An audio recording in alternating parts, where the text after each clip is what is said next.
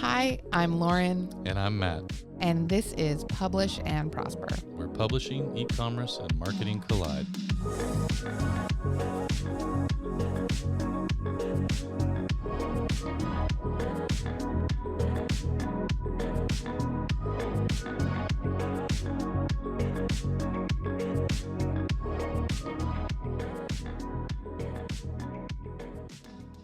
Hey everyone, welcome back to another episode of Publish and Prosper. Today we are going to talk about maybe my favorite part of book marketing. Gross. It's going to be just me giving book reviews for the next 45 minutes. I take that back. I want to hear this for sure. Maybe you do, maybe you don't. Depends on what kind of books I'm reviewing.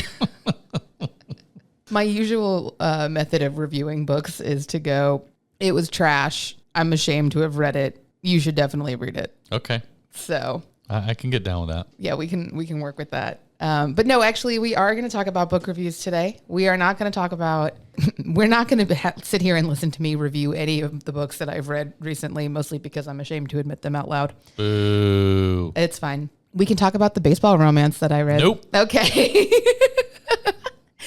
In that case, then let's talk about whether or not getting reviews for your books actually moves the needle in any way when it comes to selling copies of your books. I think that's a great topic, but first we need to rewind and talk about why you, at the drop of a dime, decided to pick up on a whim, go right to Disney World and spend 2 days at Disney World, and somehow or another my text invite didn't come through because maybe your Wi-Fi wasn't working. I don't understand how that transpired. I mean, if you want us to go back and bring you this time, we definitely can. I mean, is there any other answer besides yes? No, obviously. Okay. Let's go. All right. I've been trying to get a team marketing trip to Disney forever. Listen, nobody said anything about a team marketing trip. Okay, I'm trying to get to the bottom of how off the this clock. 3-day on the sneak Walt Disney World trip happened, and I didn't get my invite. I mean, after 6 weeks straight of traveling, I've traveled at least once every 10 days since February. And we came back from CEX and we're want to escape reality for a little while. And somehow the obvious solution to that was let's do traveling again. But it was traveling to Disney, so it doesn't count as traveling. So for those who aren't very good at reading between the lines, what's happening here is I'm putting out an open casting call for a new co-host on Publish and Prosper. So hit us up, podcast@lulu.com, if you think you can take Lauren's place. It's fine because the only reason that I actually came back was because I had to record this podcast episode today. Otherwise, I probably would have run away and not come back. So I hate come that- replace me. Let's go. I hate that you wasted a trip. Well, I had to come back to get my cat anyway. Well, and you're the only one that's going to talk about reviews with any sort of objective attitude and opinion. So we'll go ahead and crank through this one, and then I'll take interviews for new co-hosts. How about that? Would you prefer that they were Disney fans or not Disney fans? Well, not if they're going to leave me in the cold like you. So if they are Disney fans, they have to be willing to take you on a Impulse Disney trip with them. Absolutely. Okay. All right. So you heard it here, folks. If you are a Disney fan who is willing to travel with Matt at the drop of a hat, submit your applications now. There you go. Sooner I get out of here, the sooner I get to move back to Orlando. Accurate. Anyway, while we're waiting for my replacement, we might as well start talking about book reviews. Let's get into it. We've talked about this before on the podcast. Matt has probably referenced it many times. I think if I ask the question directly, do you think book reviews actually sell more books? What would you say? If you're asking me directly, I am. My answer is no. Now, I'll preface that by saying I don't have a book for sale that is attached to any reviews. And all of my sort of opinions and my stance on this is driven by talking to authors and creators and just understanding the data that surrounds the review industry these days. And we'll save some of that for later in the episode when I know we'll be talking about some of that data. But yeah, my answer would be no. I don't think you need them to sell books. All right. Let's see if you're right about that. First of all, I do want to kind of draw some lines between different types of reviews because there's at least two very distinct types of reviews that we're talking about when we're talking about book reviews. And I want to make sure that we're being clear about what we're talking about here. What we're not really talking about, although we probably will throughout the episode in places, are trade reviews. Trade reviews are industry professional review outlets, whether that's something like the New York Times or Library Journal, Publishers Weekly, etc., or some genre-specific outlets that are smaller, especially if you're writing nonfiction. There might be some like smaller outlets that focus specifically on your niche or on your industry that will include book reviews that are not as general as something like Kirkus reviews. Those are common in the traditional publishing industry. They are a big deal in the traditional publishing industry. When we're talking about indie publishing and self-publishing, they don't really mean anything. A lot of them actually won't even review indie and self-published books, or they have very specific guidelines for how they will. It's very difficult to get reviews from some of the big trade outlets. If you are self-published, indie published, or even traditionally published, but an ebook first, a print-on-demand traditionally published book is still not going to be as likely to get any kind of trade reviews. So we will talk a little bit about them as we're going through this, but for the most part, that's not really what we're focusing on right now. The alternative is customer reviews or product reviews or reader reviews or whatever you want to think of it as.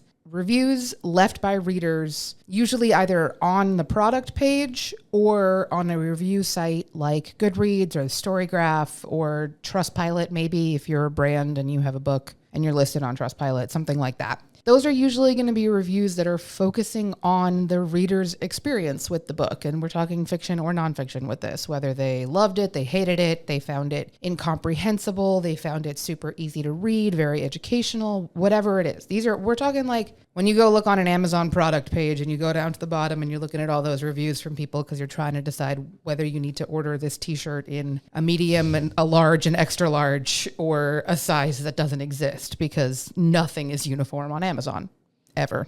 That's what we're talking about primarily when we're talking about customer reviews. Matt and I debated this a little bit before the episode started. I am going to add a third kind of review in here that I think maybe we could call like a subset of customer reviews. Those are testimonials. We've talked a lot about testimonials in other episodes. We've talked about the value of them. So I do kind of want to separate them out a little bit from customer reviews because I don't want us to get to the end of this episode and come to the conclusion that customer reviews aren't super valuable after we've spent several episodes talking about how great testimonials are. Yeah, and to be clear, the topic is, do reviews sell more books? It's not a topic or a discussion or a question of, are reviews valuable? I mean, they do have value for lots of different reasons. I just don't believe they sell more books or they sell books in general. We're not saying that reviews don't have some value when used for other marketing purposes, which indirectly could lead to more book sales. Using testimonials in the way that historically you might think of a testimonial versus a review, obviously is another way to drive somebody to take an action, right? So you might use testimonials on your website to drive people to sign up for your newsletter. Mm-hmm.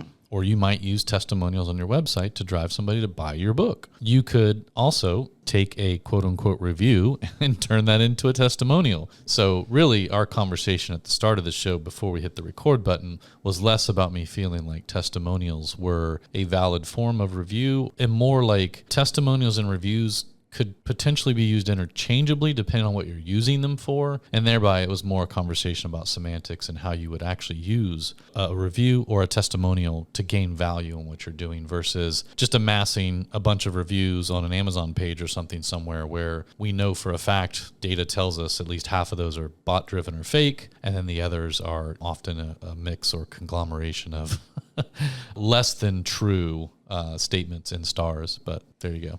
I think that's a really good point and a really good clarification. I guess this is maybe where I was going with this, is that for reviews, a lot of the time, it's not necessarily speaking to anything specific about the book, especially when it comes to books. Like other product reviews might talk about like the quality of a product or whether or not it worked for their purposes. Or like, I ordered an extra large t-shirt and I washed it and dried it and now it fits like a schmedium. Yep. And it's definitely not all the burritos that I eat. It is the quality of the shirt. It's absolutely for sure the quality of the shirt.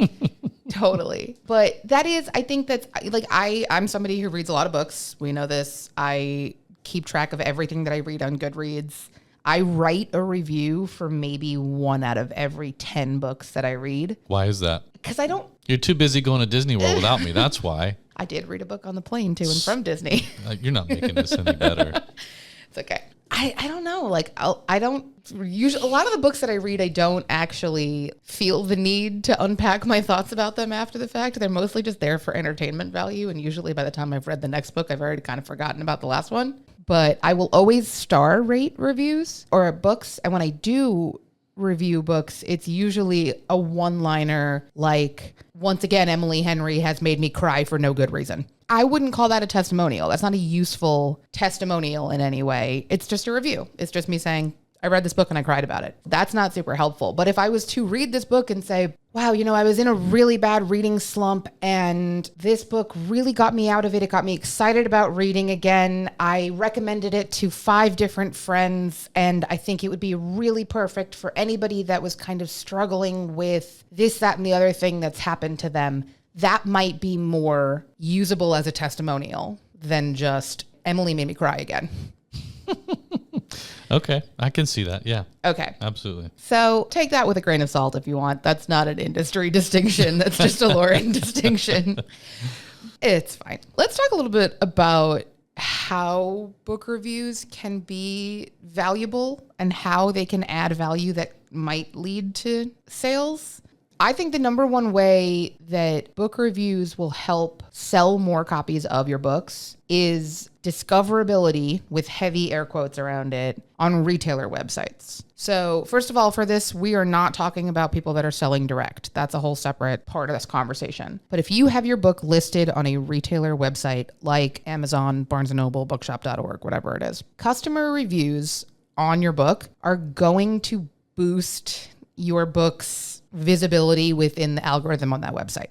I actually got this quote straight from the Barnes & Noble Press blog. So this is coming from one of these retailers. Books with a substantial number of positive reviews are more likely to be recommended by algorithms on online retailers like BN.com, making them more discoverable to a wider audience. The positive reviews part of that was a nice little thing in there. From what I could tell from other outlets that were talking about this, it actually doesn't seem to matter whether or not the reviews are positive, but just the having any kind of activity on your book's product page is going to lead to a boost in discoverability. Is that a good thing? Maybe, maybe not. If you're getting a bunch of 1-star reviews, people are going to see your book. Maybe. Are they going to buy it? Maybe not. I don't know.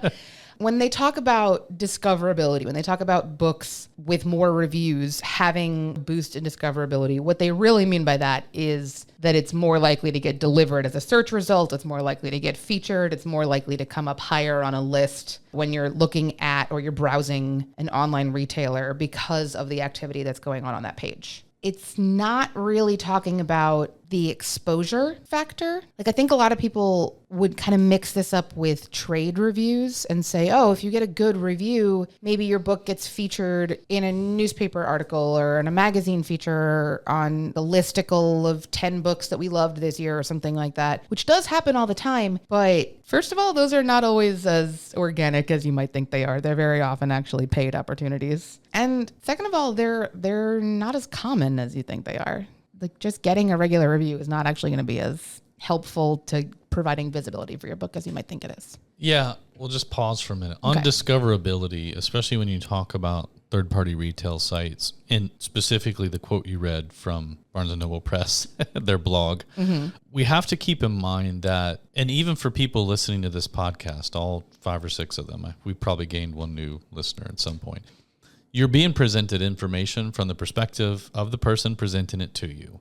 And so when you're reading a blog from a brand that has a retail channel like Barnes & Noble, of course they're going to tell you you should submit reviews and you should rely on reviews because, and based on this quote here, I'm looking at it, positive reviews are more likely to be recommended by algorithms on our site. Yeah. More likely. It doesn't mean they are for sure. And in fact, because the algorithms change so frequently and what constitutes the criteria for where you fall into those algorithms changes so frequently, it's really geared to drive sales. There actually is no way for them to guarantee that. And so really what that statement is doing is encouraging people to leave reviews because for them, they see reviews as a way to get more people onto their site. Whereas an author is looking at reviews as a hopeful way to sell more copies or to get people to see their book. So Barnes & Noble has a vested interest in having reviews left for books on their site because they feel like it attracts more viewers. So what I'm saying is, I get the quote that you put in there. I see why you would put that in there. And I do,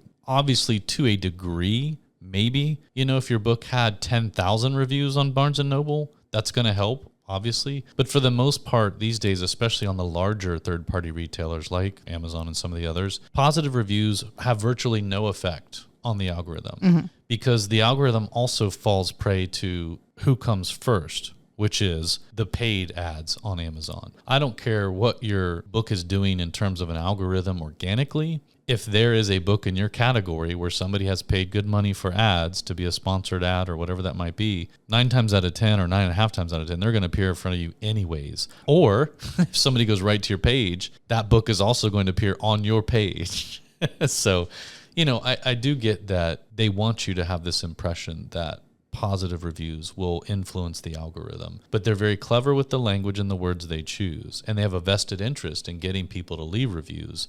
Whether or not those reviews actually drive more sales, it does attract more people to their website, and that's what they're after. I just want to be careful when we think about those things. And again, just like our listeners, we're giving you information from our point of view, and we are a brand. At the end of the day, we are Lulu. So, of course, there are some things that we have our own opinions and spin on that, and you have to kind of take that for what it is. And same thing would be for if we pulled a quote down from Amazon, or if we pulled a quote from Kobo or somebody like that. They're not going to put a quote up there or a piece of data that's going to reflect on them negatively. Of course not. That's my rant on that one. Discoverability. I just feel like, it's tough already these days for authors and creators when it comes to discoverability because brands and platforms and social media channels and everybody, the algorithms have just completely ruined everything. You know what I mean? And I think even for a lot of the brands and the platforms, they've gone so far down the path of tweaking their algorithms, like on a weekly, monthly, yearly basis, to where it used to benefit them. And now it's like this runaway train for a lot of them. Instagram can't seem to get their algorithms under control. Like some of these other channels, they've just gone too far. And you as a writer or a creator or anybody else for that matter who's trying to placate or play up to the algorithms, it's a lost cause right now. The best thing you can do is just forget about that. Keep trying to create good, valuable content. Keep plugging away. And eventually, whatever new system takes over, you'll get caught up in it for doing the right thing. Before we started recording, I was typing up my session notes from CEX. And I was going through my notes from Jay Klaus's section on long form content. And a lot of that stuff that he talked about in that was like one of the quotes that I had written down from him was the treadmill goes faster and faster just to maintain the status quo. Yeah. And he was talking about that idea of like, we came up in a time with social media being this chronological subscription feed where it was people that you were following specifically that you were seeing their content in chronological order. And then it became a little bit more like ranked subscription feed where it was more engagement, something got on it, the more. And now the new normal and what everyone is trying to scramble to deal with now is the For You feed, which may or may not be people that you're following. That's right. And is completely subjective to whatever the algorithm thinks is relevant to deliver to you at any given time. And I think that Matt's very correct about the discoverability stuff when it comes to book reviews or featured books or however things are being presented on different retail sites. We can talk about different ways to try to like gamify this system or try to play it correctly so that your book is more discoverable than other content. And the answer is that we don't actually know the answers to how to do this because it's changing constantly and no one can really keep up with it. So yeah, to say that these retailers want to tell you that having positive reviews on your book is actually going to help boost your discoverability within the algorithm, maybe true, maybe not. I tried very hard to keep bias out of this outline. No, I was researching it, but I knew it was going to come in within the episode too. Well, you definitely did a better job than I do. Things like discoverability and stuff like that, that's a really tough area for people right now. And I want to make sure that people aren't thinking that, maybe if I just go out there and try to force a ton of reviews, that's going to solve my discoverability problem because right now that's just not the case. And so seeing somebody make a statement like that, to me, just seems irresponsible. It just seems like they're encouraging something that's only going to benefit them and not the actual end users. Yeah, can't argue with that. That might also be the opportunity to kind of deviate into some of the risks and problems with book reviews as much as some of these platforms want to make the argument that like, oh, having a lot of reviews on your book is going to help you with discoverability. We also see a lot of examples of that backfiring in a bad way. We've talked before, and Matt's definitely referenced before, this idea of like fake or bot or spam reviews that go on, specifically product reviews on websites like third-party retailers. I found some data. It's a little bit outdated. It's a 2022 report that's looking at 2021 data. Anything that we reference in this episode, also, I'm linking in the show notes. So there will definitely be, if you want to look any of this up or you want to look further into any of this, go check out the show notes. I'll link to everything. This 2022 report found that in a study of 33.5 million Amazon reviews, 43% of them were fake. That's not an insignificant number. Not at all. Of reviews. And it was actually, what I thought was interesting within that too, was that it was a mix of both 5-star reviews and 1-star reviews. So of those reviews that were caught and removed, 46% of them were 5-star reviews and 33% of them were 1-star reviews. So if you're wondering like why would I can understand people like spamming or doing like fake 5-star reviews to try to boost their ratings on a book. But there's also been a lot of review bombing is really kind of the phrase that gets used. It's kind of a weaponized form of leaving negative reviews or negative star ratings on review platforms and product pages. It generally tends to be done more as a targeted attack or retaliation against the author or the brand and not necessarily related to the book. In fact, it's happened plenty of times to books that have not even yet come out. So clearly, like, these people did not read this book. They are just review bombing it with 1-star reviews, which is a great and terrible example of how getting that engagement on that content and maybe boosting that discoverability on that. And then you go look at it and there's 1,000 1-star reviews on there that all say like, hey, this author is a TERF and a terrible person and we don't support this book.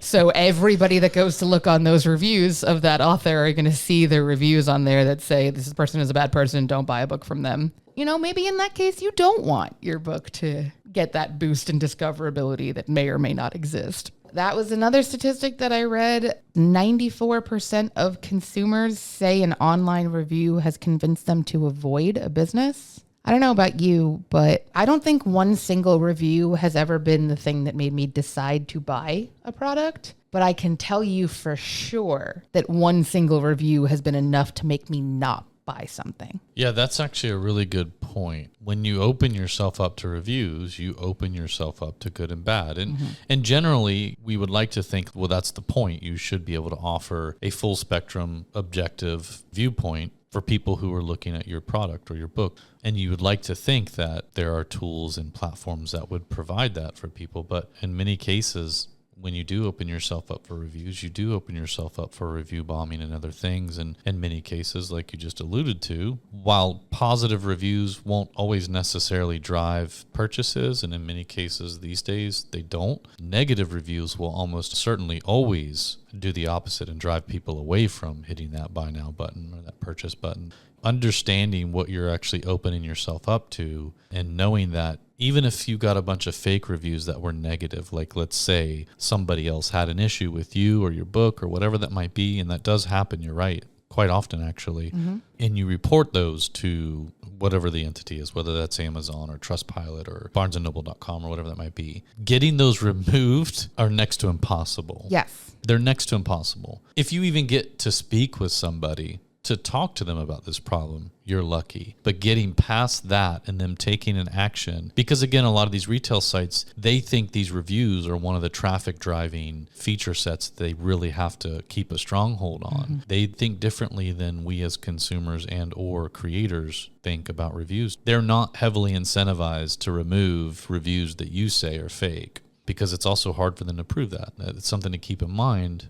when you open yourself up for reviews. It's good and bad. And while positive reviews don't necessarily correlate to sales anymore these days because most people don't trust them, negative reviews almost certainly, again, that statistic is 94% of the people surveyed said an online review convinced them to avoid a business. I can also say the same for myself. Yeah. I don't trust positive reviews to a degree, if at all. Most of the time I won't necessarily even read through them.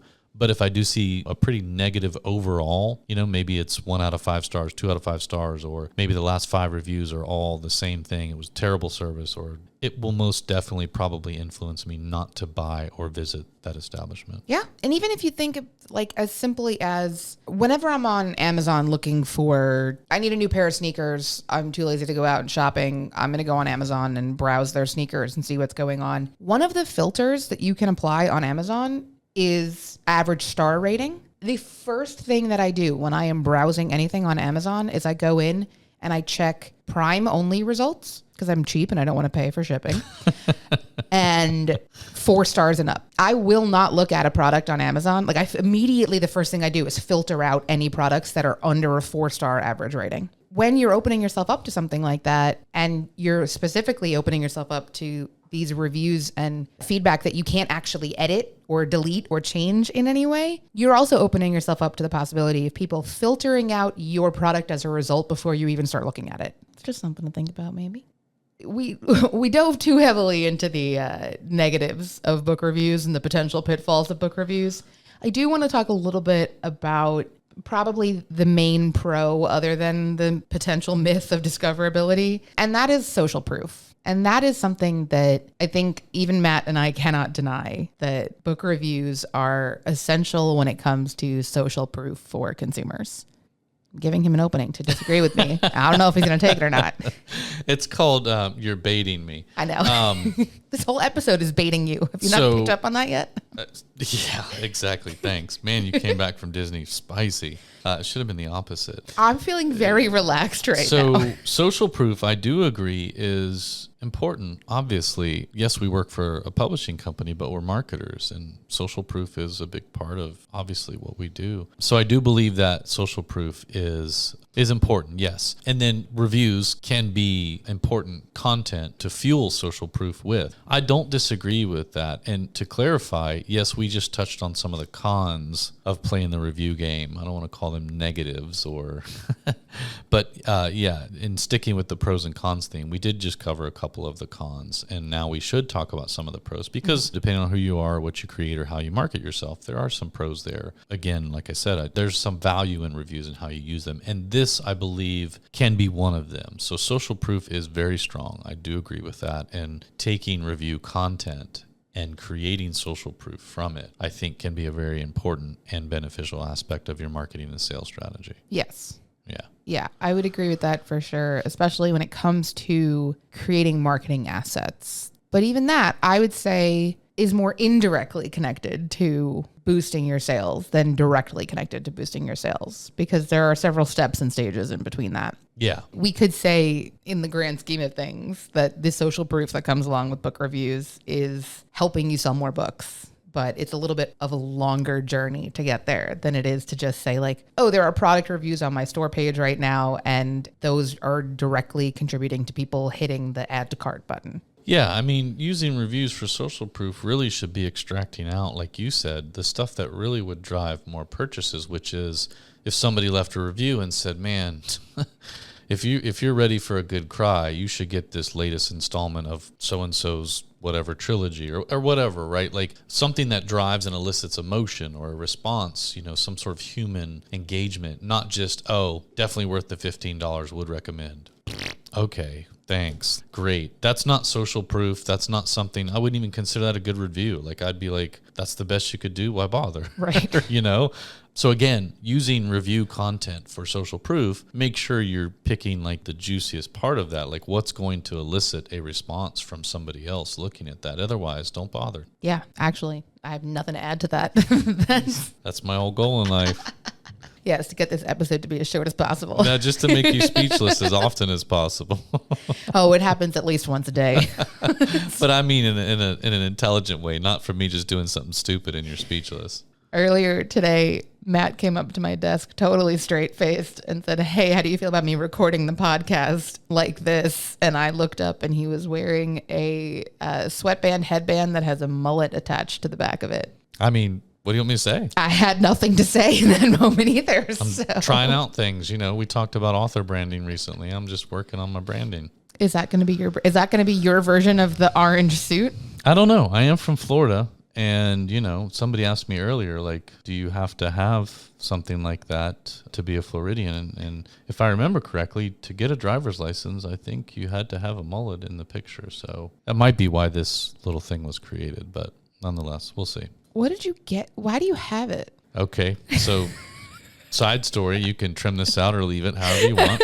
I have it because our good friend Austin Church at CEX last week at the Lulupalooza 80s party, he was wearing one, and we all thought it was the greatest thing. And it's actually got a name. It's called a bobcat. And immediately, our good friend Kat Forster here at Lulu did the right thing and hopped online and found one and had it shipped over here for me. So, yeah. Thank God for Kat. Yeah. And for Austin. That's right. Yeah.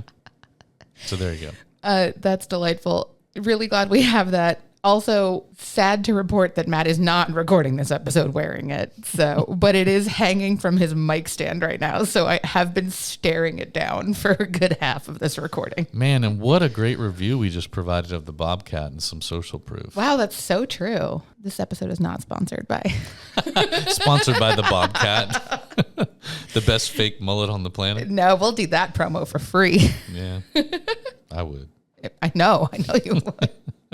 But anyway, just to pull some more stats out real quick. This is coming from Review Trackers, and it's the same article that we got the stat on the 94% of people surveyed. 92% of people surveyed use reviews to guide most of their ordinary purchasing decisions. So 92% of the people surveyed, they're looking at reviews for decision-making help. What they're primarily probably looking for is that social proof. And also, just to be clear, that article was speaking about just online consumers in general. It wasn't specifically about the book industry. That's true. Yeah. Take those numbers with a little bit of a grain of salt. It was more speaking to consumer behavior in general. I do think it's kind of undeniable. Matt and I are going to reluctantly agree with this, I think, that book reviews do come in handy. Consumer reviews specifically, again, we're not talking about trade reviews, do come in handy for things like social proof. It might be helpful to consumers to see a review from somebody that says, this book was great. It really helped me with this. I learned a lot from it. It was really worth the money. I'm really glad I got it. Yeah. Yeah. No notes. Nice. As much as reviews do contribute to social proof, I do want to just point out that it's not the only way to get social proof. One of the examples that I saw that it's never actually really occurred to me before until I saw this pointed out in one of the articles that I was reading. When you look at a site like Etsy, when you're looking at like a product listing on Etsy, it'll tell you in the sidebar with the add to cart button if other people have it in their cart right now. Yeah. That's also a plugin that's available on Shopify and Wix and some of the other sites too. So it falls into that category of suggested sales and things. Yep. Yeah. And I've seen that on at least a couple of our Lulu Direct users that have a plugin on their sites that'll say like, Lauren V from North Carolina just purchased one copy of this book. Mm-hmm. Yeah. And it'll like pop up on the screen as you're on the page. And that is social proof saying, look, other people are interested in this too. And that doesn't involve any kind of reviews or any kind of soliciting reviews from people, or because there is, when we're talking about getting book reviews, you have to actually put in work to get them. Yeah. A lot of people are not giving them without some kind of incentive. That's true. Yeah. Whether it's you asking for them, asking friends and family for them. If you look at a lot of like, I hate plugging like a fast fashion website like Shein or something like that because I really don't like supporting them. And this is definitely not a plug to support them. But if you look at their product reviews on any of their products, if you look at their reviews, a lot of them are people saying they're leaving a review specifically because they're trying to get points in their account because they have an incentivized review system. Mm-hmm. They are encouraging you to leave reviews for a reason. There's a reason that they incentivize this idea of please leave product reviews and we will give you something for it. You know, as you're listening to this, if you're saying like, but book reviews are still really important, I don't know if I agree with you or not one way or another, let me remind you that you have to work to get these a lot of the time. Maybe we're saying that you don't have to put in the work to get quite as many book reviews as you think you need to, because they are not moving the needle as much as you might think they would. And maybe you should be focusing that time and effort into other marketing strategies instead. I'm not going to disagree with that. All right. I'll take that as a win. I'm going to leave that. But I think overall, as we talk about the pros of book reviews versus the cons, again, all of these things rolling up under social proof, they do make a fairly strong argument for at least trying to get some good, objective, and some subjective reviews under your belt in probably the most honest way possible. Mm-hmm. I'll just leave it at that, which means using something other than, Amazon or some of these others. So there's lots of review sites that offer third-party objective. They don't sell, they're not an e-commerce platform, so they don't have any stake in trying to game the system. And using something like that or a plugin for your Shopify store or your WooCommerce or Wix store where that's all it does is allow for reviews, then sometimes I think people are going to feel a little more trustworthy of it because, again, there's no stake for them in trying to promote one way or the other, good or bad. It's just a way to facilitate reviews. So I do think social proof is definitely a pro of reviews, especially when you use it wisely. And again, we argued that discoverability may or may not be a pro for reviews. If there's any true discoverability left from reviews and organic efforts on these third-party retail sites, what's left is probably slowly dwindling away or quickly dwindling away like the rest of it. And then the credibility and trust thing. Again, underneath it all, that's what a review is for. Sure. It's the whole reason why some people even publish a book is to get some credibility and authority and trust. And so the reviews can help to further solidify what that book was even created for in the first place. Yeah, that's actually a really fair point. I want to touch on a little bit about what Matt just said. We spent a lot of this episode talking about third-party retailer sites and talking about having a product listing on a specific retail site and having the product reviews listed with your book and stuff like that. We haven't talked a whole lot about what happens if you're selling direct and you're selling your books from your own website. First of all, if you are selling your books from your own website, if you choose to say that you want to have book reviews listed on your product page, there are plenty of plugins with all of the different site builders and stuff like that you have that option to do so. If you want to have product reviews listed on your page, it is easy enough for you to do that. I think that we've kind of made this point clear, so just want to underline it. I think that they are less valuable if you are selling direct. Or not valuable. I think they are less motivating as a point in favor of buying the book. Yes, I agree with that. Because if you've already got somebody to come to your site to buy directly from you, chances are they already trust you. They're already a fan of yours. They're agreeing to forego how they would normally purchase something online, which, again, let's be real, is usually Amazon or some other crappy third-party retail site. If they've already agreed to come over and buy it directly from you, in many cases, having some reviews there might just be overkill. But, you still run that risk that people are coming over that they still don't know you too well. And somehow or another, they did end up on your site, which is great. And you might feel like they need that little extra push. And so, again, like you said, having some plugin there on your site, on your Shopify or WooCommerce, you can use tools like Loox, which is Loox, I know is a popular one. Trust Reviews is another one. There's another one that's called Trustify, and there's a ton of them, but they all basically do the same thing, which is, again, provide an objective way for people to leave reviews on your products so that other people shopping your site can see them. I also want to just kind of remind in there that our whole point about not being able to control the reviews that get left in that circumstance, if the journey that Matt just outlined is true, where you have done the work to get somebody to your site and you've mostly convinced them to buy your book, and this is the make it or break it point, if reviews on your product page are the make it or break it point for a customer sale, if you have these product reviews that you can't edit, you can't control what they say or what's getting displayed on your page there, you are just as likely to get one bad review that's going to break it and not complete that sale as you are to have a really good review that might convince the customer to buy the book. The alternative, and this is where I was talking about the distinction between product and customer reviews and testimonials. If you have 2 or 3 featured testimonials that you can list, that you control and design how they look on your product page on your website, and you can feature those testimonials from readers, customers, friends, peers, whoever, that's much more likely to push people in favor of buying the book, as opposed to a review that you have no control over that might push people in the opposite direction. Yeah. If you're selling direct, that's going to be my answer to the question that I posed at the beginning of this episode. Do I think that book reviews help sell more books? And my answer to that is when you're selling direct, no. If you're selling on third-party retail sites, maybe. Depends on how much I believe and buy into that discoverability tactic. But I think it is just as likely that reviews are actually harming your chances of getting more book sales when you're talking about third-party retail sites. Who would have guessed? I went into this episode thinking that I was actually going to be arguing in favor of book reviews.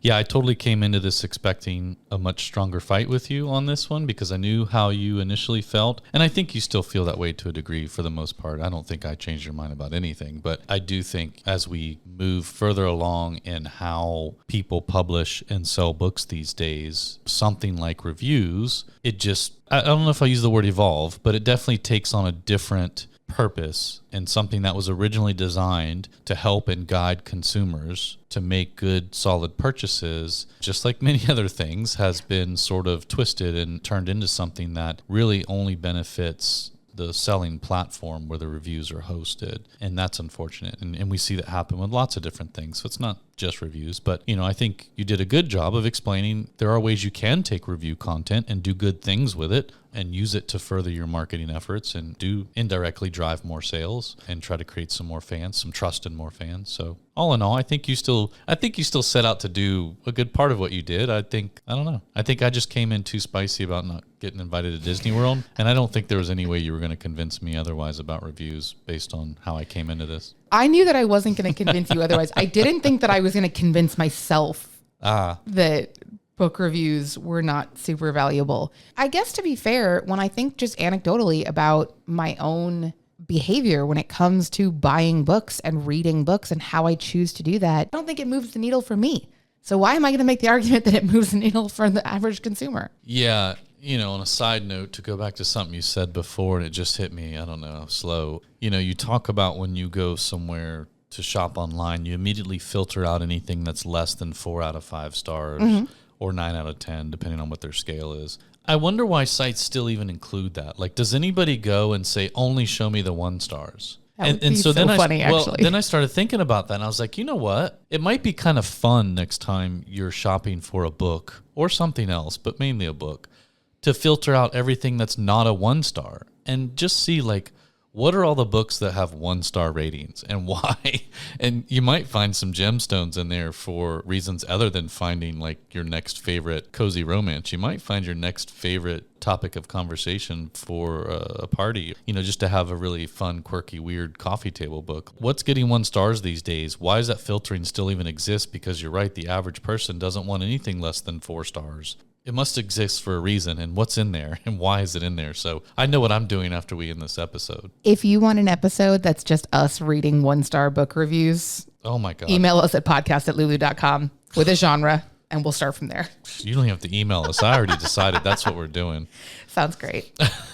That'll be the next time that I am blowing off work last minute and have to scramble to write the outline for the episode. We can just be like, all right, we'll pull that one out of the reserves. No comment. Hey, I got it done. And it's a good outline. And I didn't even use ChatGPT. I did, but I didn't. I used it to help me research. I didn't use it to help me write the outline. I know. Yeah. Andrew Davis told me all about that. Man. CX was very informative. Yeah. Yeah. All right. Okay. Any last thoughts? We're already way longer than I thought this was going to be. I have no last thoughts on reviews. Do you have any thoughts at all right now? On reviews? No, in general. In general. No, because we're way over time. I know. Me too. I feel like all thoughts have left the building.